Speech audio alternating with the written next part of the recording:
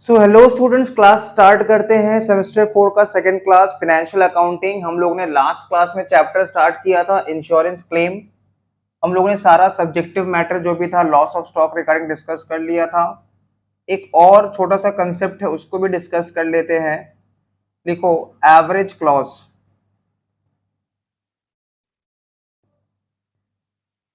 Average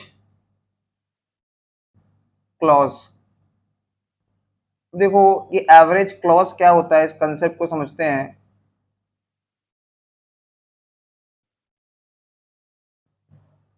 suppose हम लोग के गोडाउन में इन्वेंट्री है, स्टॉक है 2 लाख रुपया का, ठीक है, या फिर 2,30,000 का। ये हमारा स्टॉक बैलेंस है, एस्टिमेटेड स्टॉक है। बट हमने पॉलिसी लिया था, पॉलिसी वैल्यू था 2 लाख रुपया का, और हमारा जो गुड्स लॉस्ट है, 3 इंफॉर्मेशन दे रहे हैं। जो हमारा एक्चुअल में नुकसान हुआ है वो 1,90,000 का नुकसान हुआ है। मतलब कहानी कुछ ऐसा है कि हमारे गोडाउन में 2,30,000 का स्टॉक था, जिसमें से आग में कूद के हमने 40,000 का स्टॉक बचा लिया, स्टॉक सैल्वेज। तो एक्चुअल लॉस कितना हुआ? 1,90,000। और हम इंश्योरेंस क्लेम के लिए इंश्योरेंस कंपनी से पॉलिसी वैल्यू कितना ले रखे थे पहले से, एग्रीमेंट में कितना लिखा हुआ था पॉलिसी वैल्यू? 2 लाख। मतलब इंश्योरेंस कंपनी हमको कहां तक का लॉस सेफ गार्ड करता, कंपनसेट करता? 2 लाख। बट इंश्योरेंस कंपनी यहाँ पे क्या पूरा क्लेम एक्सेप्ट करेगा? देखो पॉलिसी हम लिए थे 2 लाख का, उससे लॉस कम ही हुआ है, तो क्या कंपनी को, insurance company is liable to pay ₹1,90,000? नहीं। क्यों? देखो यहाँ पे value of stock held on the date of fire, estimated value of stock held on the date of fire is more than policy value. Insurance company बोल रहा है तुमने हमारे साथ कॉन्ट्रैक्ट में एंटर किया है, पॉलिसी वैल्यू रहेगा 2 लाख, और तुम अपना गोडाउन में स्टॉक रख रहे हो 2 लाख के ऊपर, ये तो गलत है। इसको कहते हैं केस ऑफ अंडर इंश्योरेंस। इसको कहते हैं केस ऑफ अंडर इंश्योरेंस। से तुमको और थोड़ा एग्जांपल दे रहे हैं। सोचो 2 व्हीलर में कितने लोग राइड करके जा सकते हैं? 2 persons. One will be the rider या पाइलन जिसको बोलते हैं, पाइलन बोलते हैं, राइट? पाइलन, PILON, ठीक है। एंड द अदर इज दूसरा पार्टी। लेकिन सोचो अगर 2 व्हीलर में 3 लोग जा रहे हैं और अगर कोई एक्सीडेंट हो जाए तो क्या क्लेम मिलेगा? 1 रुपया क्लेम नहीं मिलेगा। क्यों नहीं मिलेगा? बिकॉज वो माना जाएगा it is a case of under insurance. It is a case of under insurance. हमने जानबूझ के प्रॉब्लम को, दिक्कत को इनवाइट किया है 3 लोगों का सवारी बैठा के, ठीक है। सोचो ऑटो में, टैक्सी में कितने लोग जाना अलाउड है? 4+1 है ना। एक तो ड्राइवर रहेगा और सवारी 4 ठो। लेकिन सोचो अगर टैक्सी में 5+1 जा रहे हैं, तब तो हमारा जो रेस्पेक्टेड कोलकाता पुलिस है उसको पकड़ेगा और उसको साइड करेगा, और उस पर जो भी पेनल्टी बनता है, जो भी प्रोसीजर है वो सब लगाएगा। और बिल्कुल लगाना भी चाहिए, क्योंकि ऐसा करने से गाड़ी क्या हो जाएगा? ओवर वेटेज हो जाएगा। उसका भी तो एक कैपेसिटी है ना, ओवरलोडेड हो जाएगा। तुमने बहुत बार देखा होगा ट्रक बहुत ज्यादा ओवरलोडेड हो जाता है और फिर उसको जो पुलिस है वो उसको अपने कंट्रोल में ले लेता है, बोलता है ये इलीगल है, इतना ओवरलोडेड ट्रक तुम कैरी नहीं कर सकते। बिकॉज ये सब क्या होता है? एक्सीडेंट को इनवाइट देना होता है, इनविटेशन देना होता है, बुलावा देना होता है। तो इंश्योरेंस कंपनी भी कुछ ऐसा ही बात बोल रहा है कि तुमने हमारे साथ पॉलिसी लिया था 2 लाख रुपया का, कॉन्ट्रैक्ट एंटर किए थे 2 लाख रुपया का, और गोडाउन में तुम अपना स्टॉक रख रहे हो 2,30,000 का। इसका मतलब when estimated value of stock held on the date of fire is more than policy value, तब एवरेज क्लॉज लगता है। एवरेज क्लॉज का मतलब देखो मेरा नुकसान कितना हुआ, 1,90,000, हमने पॉलिसी कितना का लिया था, 2 लाख, तो हिसाब से जितना का हमने पॉलिसी लिया था, जितना प्रॉमिस किया था इंश्योरेंस कंपनी सेफ गार्ड करने के लिए, कंपनसेट करने के लिए, नुकसान तो उससे कम ही हुआ है, फिर भी इंश्योरेंस कंपनी पूरा कंपनसेशन 1,90,000 का पे नहीं करेगा। रीजन, गलती किसके तरफ से था, इंश्योर्ड के पॉइंट ऑफ व्यू से गलती था। इंश्योर्ड ने ओवर स्टॉकिंग कर रखा था। जब हम गोडाउन में बहुत ज्यादा सामान ओवर स्टॉक करके रखते हैं ना, तो बहुत बार क्या होता है कि शॉर्ट सर्किट हो जाता है ड्यू टू ओवर स्टॉकिंग। देखो बहुत सारा ऐसा सामान होता है जिसको बहुत संभाल के रखना पड़ता है, ठीक है, जैसे देखो कैम्फर, कपूर, ठीक है, मैच स्टिक्स, समझ में आ रहा है, मैच स्टिक, अगरबत्ती, या फिर क्रैकर्स, फायर क्रैकर्स, तो ये सब ऐसा सामान है जो बहुत ज्यादा हम ओवर स्टॉक करके नहीं रख सकते, ठीक है, दीज आर हाईली इंफ्लेमेबल गुड्स।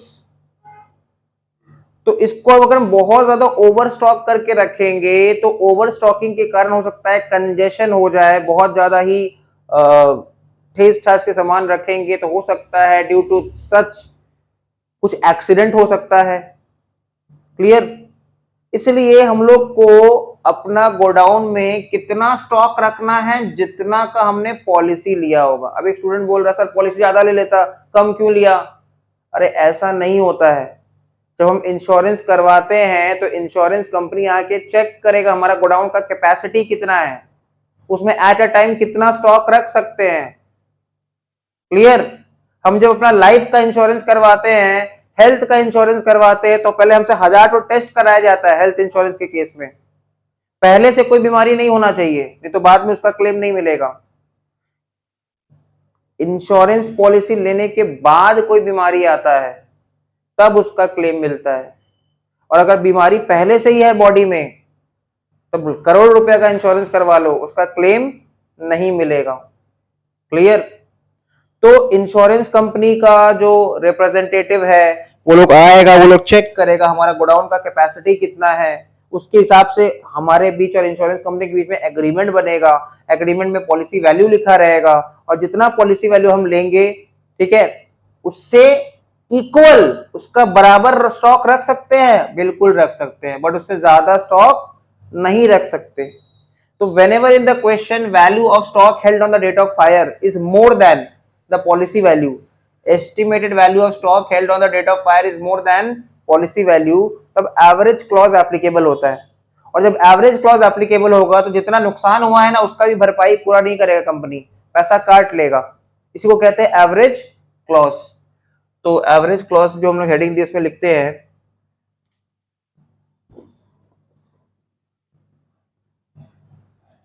लिखो it is applicable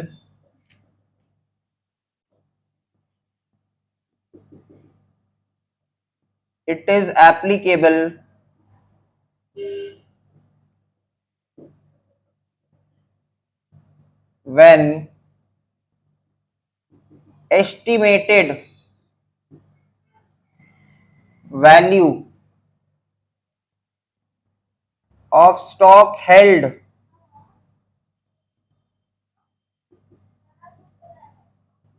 on the date of fire, estimated value of stock held on the date of fire is greater than, more than policy value,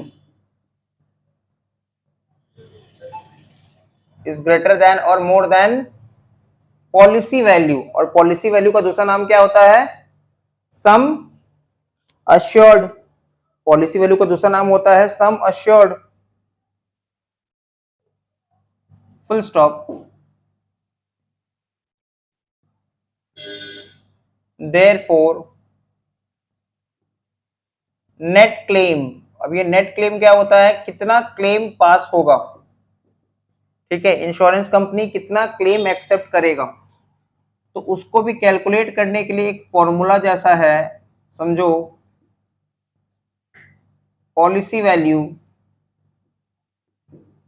whole divided by estimated value of stock held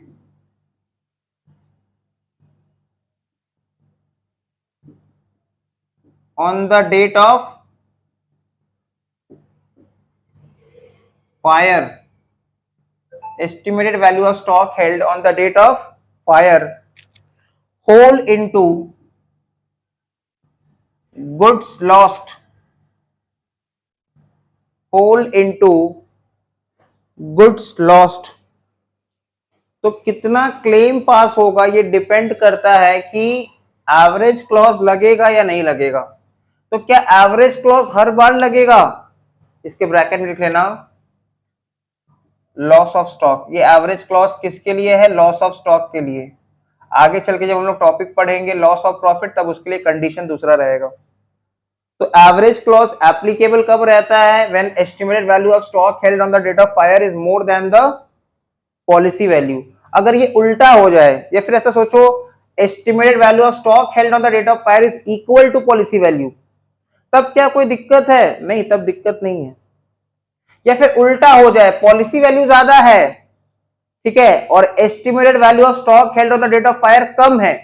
मान लो हमने policy लिया था 2 लाख रुपया का और date of fire पे हमारे पास stock था 1.5 लाख रुपया का, तब कोई प्रॉब्लम है, तब कोई प्रॉब्लम नहीं है। क्लियर। तो ये एवरेज क्लॉज जनरली तुमको हर सम में रहेगा। अब हम लोग एक छोटा सा एग्जांपल करते हैं चैप्टर को समझने के लिए। देखो सबको एक चीज बता दे रहे हैं, सबको स्प्रॉलर परचेज कर लेना है, AK मुखर्जी सेमेस्टर 4, ठीक है, स्प्रॉलर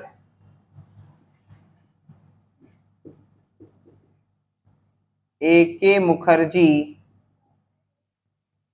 सेमेस्टर 4, ये एक बुक, और दूसरा बुक है तुम्हारा लॉ पॉइंट का प्रयास का टैक्स का बुक, ऑथर का नाम है संजय मुंद्रा, सेमेस्टर 4 के लिए, ठीक है। ये 2 बुक परचेज कर लेना है, और BRF पढ़ने के लिए तुम अपना लॉ पॉइंट का बुक ले सकते हो, वो बुक अच्छा रहता है, ठीक है, इसमें इजी लैंग्वेज में लिखा हुआ रहता है। तो ये सब बुक तुमको परचेज कर लेना है, विदाउट बुक तुम पढ़ाई नहीं कर पाओगे। चलो स्टार्ट करते हैं, एग्जाम्पल लिखते हैं।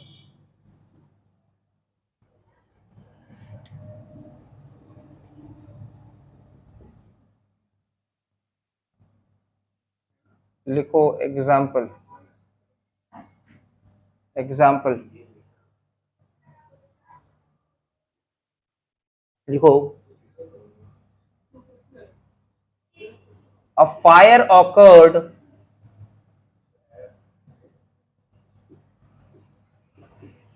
in the godown of A and Co. A fire occurred in the godown of A and Co. on 15 May 2024, on 15 May 2024, and a considerable part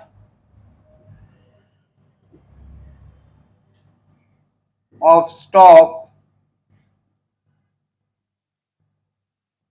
was destroyed,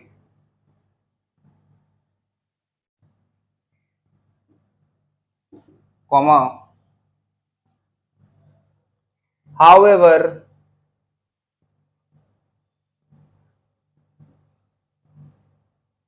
stock salvage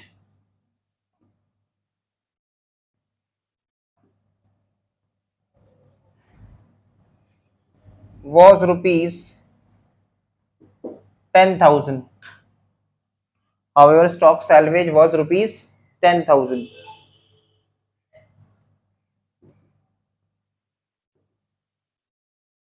The firm earned a gross profit of 20% on turnover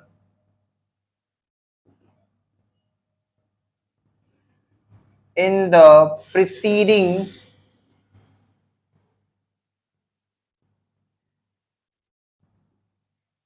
accounting year.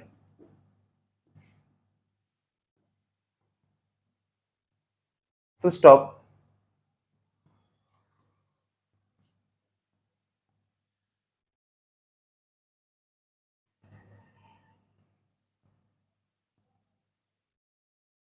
उसके बाद लिखो stock on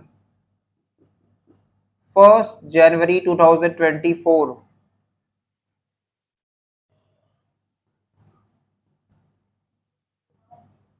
rupees 30,000, rupees 30,000. फिर लिखो purchases from 1st January 2024 to 15 May 2024 rupees 1,50,000, rupees 1,50,000. उसके बाद लिखो wages from 1st January 2024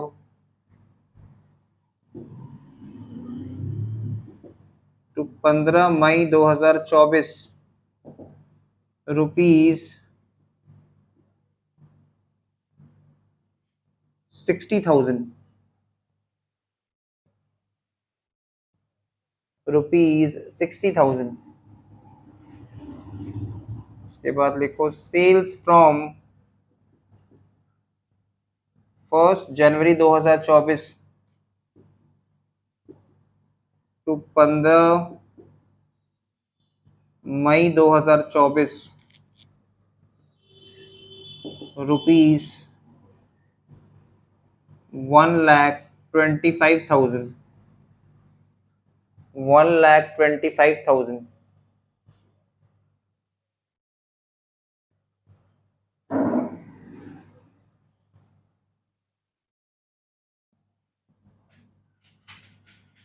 नीचे लिखो you are required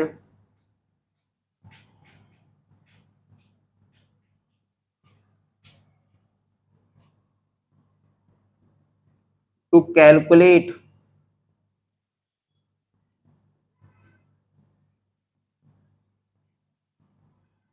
the value of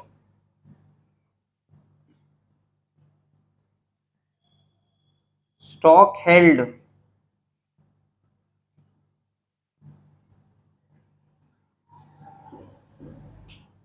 on the date of fire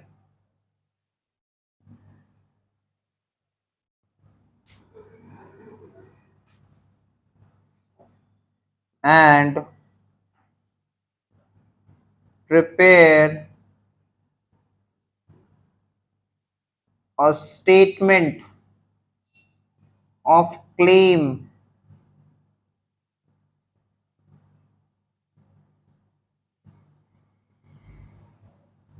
to be submitted to the insurance company.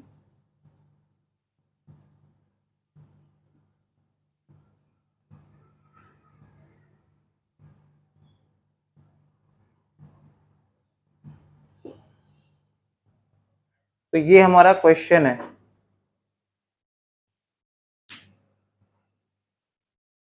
इस question के according समझो a fire occurred in the godown, godowns नहीं होगा, godown होगा, godown of A N company.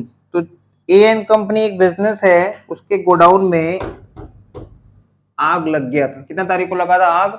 15 मई 2024 को, इसको हम लोग बोलते हैं date of fire. And considerable part of stock, मतलब अच्छा खासा स्टॉक जल गया था, डिस्ट्रॉय हो गया था, अच्छा खासा जो स्टॉक था वो डैमेज हो गया था, वो डिस्ट्रॉय हो गया था। ठीक है, क्वेश्चन बोल रहा है अच्छा खासा स्टॉक क्या हो गया था, डैमेज हो गया था, डिस्ट्रॉय हो गया था। ठीक है, फिर बोल रहा है स्टॉक सैल्वेज कितना, स्टॉक सैल्वेज बोल रहा है 10,000।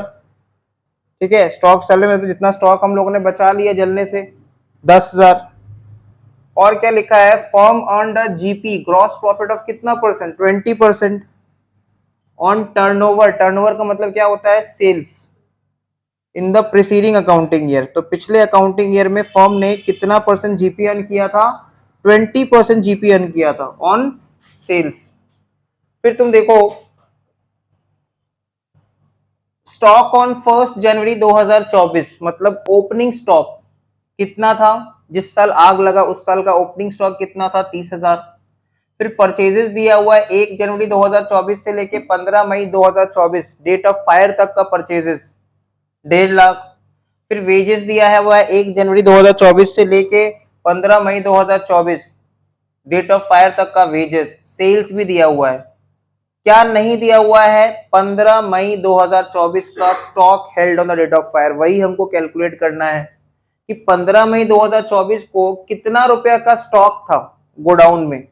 ये एक्यूरेटली बताना पॉसिबल नहीं है, हम लोग एग्जैक्ट वैल्यू कैलकुलेट नहीं कर सकते, हम लोग एस्टिमेटेड वैल्यू कैलकुलेट करेंगे। देखो हम लोग को लास्ट ईयर का जीपी का परसेंटेज दे दिया है, और ये जीपी का परसेंटेज किसके किसके ऊपर बेस्ड था, टर्नओवर के ऊपर, सेल्स के ऊपर। तो हमको इस साल का 1 जनवरी 2024 से लेके 15 मई 2024 तक का सेल्स वैल्यू पता है, और सेल्स के ऊपर जब जीपी का परसेंटेज चार्ज करेंगे तो जीपी आ जाएगा। सेल्स के ऊपर जब जीपी का परसेंटेज चार्ज करेंगे तब क्या आ जाएगा, जीपी आ जाएगा। Clear, okay. तो अब हम लोग स्टार्ट करते हैं। सबसे पहला काम हम लोग क्या कैलकुलेट करना सीखेंगे, ये बेसिक सम है एकदम। ठीक है, इस सम से तुमको चैप्टर का बैकग्राउंड समझ में आ जाएगा। चैप्टर का एक part loss of stock, loss of stock में बहुत सारा वैरायटी है, तो ये नॉर्मल वाला सम्स है। ठीक है, जब हमारे पास बुक अवेलेबल हो जाएगा तो हम लोग उससे आगे का जो सम्स है वो सब सीखेंगे। तो लेट्स स्टार्ट। सबसे पहले हम लोग क्या बनाएंगे, एक मेमोरेंडम ट्रेडिंग अकाउंट बनाएंगे। मेमोरेंडम ट्रेडिंग अकाउंट, ये मेमोरेंडम ट्रेडिंग अकाउंट क्यों बोल रहे हैं, क्योंकि देखो साल का शुरुआती दिन था 1 जनवरी 2024, और अचानक साल के बीच में, साल के दौरान 15 मई को आग लग गया। तो हम लोग के पास जो इंफॉर्मेशन है वो इसी टाइम पीरियड का है, पूरा साल का ट्रेडिंग अकाउंट नहीं है, इसलिए इसको हम लोग कहते हैं memorandum trading account. Memorandum trading account. Trading account क्यों बना रहे हैं, क्योंकि ट्रेडिंग अकाउंट से हमको पता चलेगा कि क्लोजिंग स्टॉक, या फिर सॉरी क्लोजिंग स्टॉक नहीं बोलेंगे, बेटर होगा बोलेंगे estimated value of stock on the date of fire कितना था। तो memorandum trading account for the period, for the period 1 जनवरी 2024 से लेके 15 मई 2024 तक, 15 मई 2024 तक memorandum trading account for the period 1 जनवरी 2024 से लेके 15 मई 2024 तक।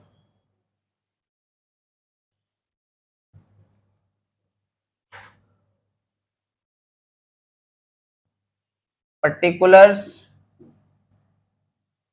और एक अमाउंट का कॉलम,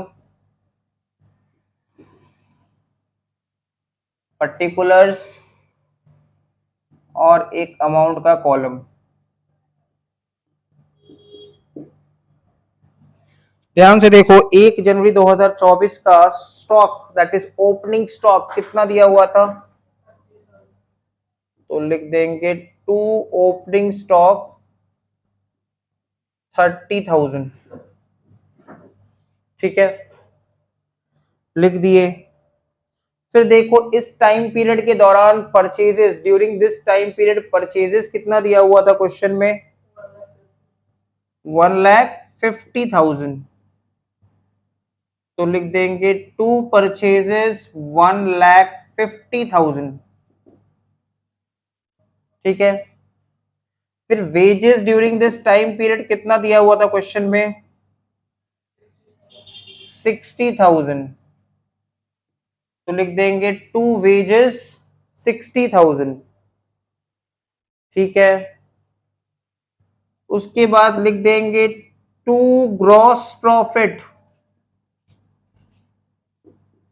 ये कितना परसेंट था, जीपी का परसेंटेज कितना परसेंट था, 20% ऑन सेल्स। तो पहले तुम देखो सेल्स कितना दिया हुआ था इस टाइम पीरियड का, तो उसको लिख देंगे बाय सेल्स। ट्रेडिंग अकाउंट में लिख देंगे बाय सेल्स। ट्रेडिंग अकाउंट में लिखते हैं to opening stock, to purchases, to wages, by sales. अब सेल्स जो 1,25,000 है उसका 20% निकालो तो ये आता है 25,000। इतना इंफॉर्मेशन हमको क्वेश्चन में दिया हुआ था, हमने बस उस इंफॉर्मेशन को एक मेमोरेंडम ट्रेडिंग अकाउंट में प्लॉट कर दिया। अब क्या करेंगे, इस ट्रेडिंग अकाउंट को हम लोग बैलेंसिंग करेंगे। ठीक है, इस ट्रेडिंग अकाउंट को हम लोग बैलेंसिंग करेंगे। तो बैलेंसिंग करने से देखो क्या आ रहा है, अगर हम इस ट्रेडिंग अकाउंट को बैलेंसिंग करें, हेवी साइड कौन सा है, डेबिट साइड की क्रेडिट साइड, डेबिट साइड। तो डेबिट साइड को ऐड करो, 30,000 और 1,50,000 मतलब 1,80,000, 2,40,000, 2,65,000, 2,65,000। 2,65,000 में से 1,25,000 को माइनस कर दो, 1,40,000 आ रहा है बैलेंसिंग फिगर।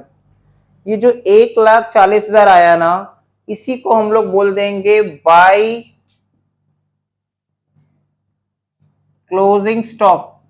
हालांकि देखो क्लोजिंग स्टॉक बोलते हैं ईयर एंड का स्टॉक को, बट ये इस दिन का एंड वाला स्टॉक है, 15 मई 2024 का स्टॉक है बोल के क्लोजिंग स्टॉक बोल रहे हैं। ठीक है, नीचे डैश दे के लिख देंगे बैलेंसिंग फिगर।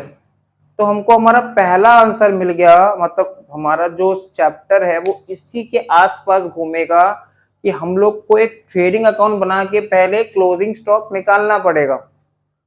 और तुम देखो लास्ट ईयर का जीपी का परसेंटेज दिया हुआ था, अगर ना दिया रहता तो हम स्टेप 1 से कहानी शुरू करते, पहले पिछले साल का ट्रेडिंग अकाउंट बनाते, ट्रेडिंग अकाउंट बना के पिछले साल का पहले ग्रॉस प्रॉफिट निकालते, फिर पिछले साल का जीपी का परसेंटेज निकालते। देखो कॉपी में सारा बात लिखवा दिए थे, स्टेप 1 स्टेप 2।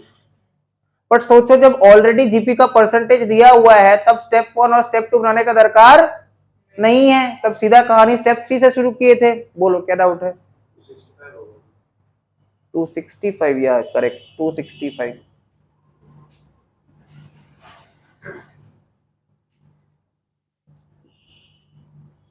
तो अगर पिछले साल का जीपी का परसेंटेज दिया रहेगा तब स्टेप 1 स्टेप 2 से कहानी शुरू नहीं होगा, तब कहानी स्टेप 3 से ही शुरू कर देंगे। तो ये बना ली मेमोरेंडम ट्रेडिंग अकाउंट जो कि हमारा नोट्स के हिसाब से स्टेप 3 था। अब स्टेप 4 स्टेटमेंट ऑफ क्लेम, तो इसको मिटा देते हैं।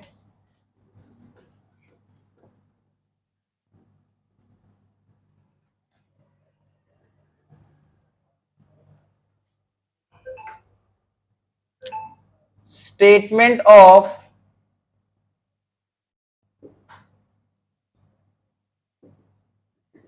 क्लेम,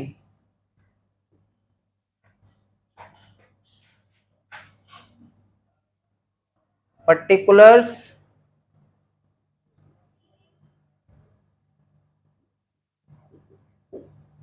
और एक अमाउंट का column.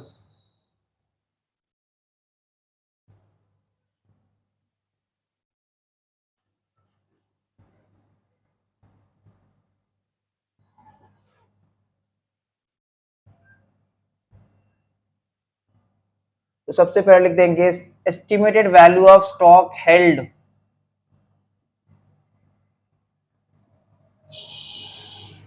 on the date of fire.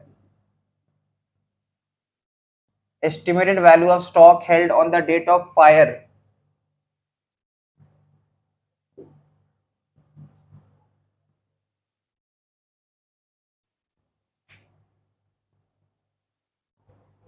तो estimated value of stock held on the date of fire कितना? 1,40,000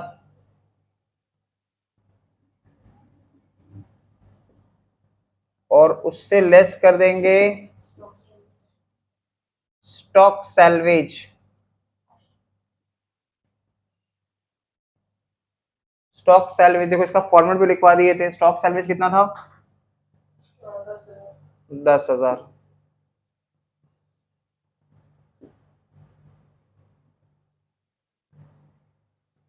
तो यही हो जाएगा वैल्यू ऑफ गुड्स लॉस्ट। और देखो इस सम में पॉलिसी वैल्यू भी नहीं दिया था कि हम चेक करें एवरेज क्लॉज लगेगा कि नहीं लगेगा।